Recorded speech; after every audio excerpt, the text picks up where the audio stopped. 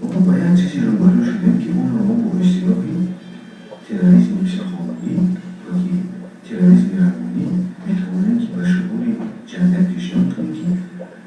اولین حفظی که ما باید کودکان رو حفظ کنیم البته در برابر دیگر سمت‌های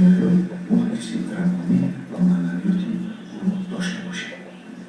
حفظ روانی این درست انعکاس کردن اطراف در شعور کودک است. اطراف برای چنین که نشود وقتی که ما کودک رو که حفظ روانی که ندادیم در اون وقت شاید با کسانی ما میخورد که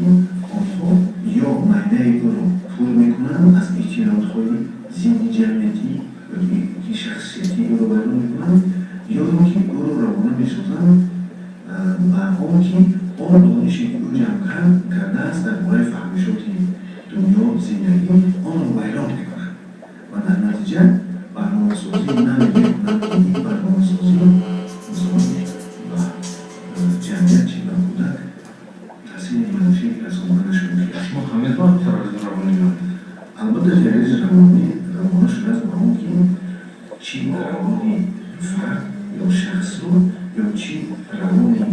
اجتماعی شعوری مفهوم روانی شعوری جمعیت رو بیان می‌کند. یعنی شخصی پیدا می‌شود که با عقیده‌های میگوید ضررآور عقیده‌های بیان می‌کنند و افراط درباره می‌تواند این شعوری کودک یا شعوری مثلا آدم رو عقیده‌های او رو اندیشه‌های او رو و سبک دیگر آن رو سازد که بیان می‌کند.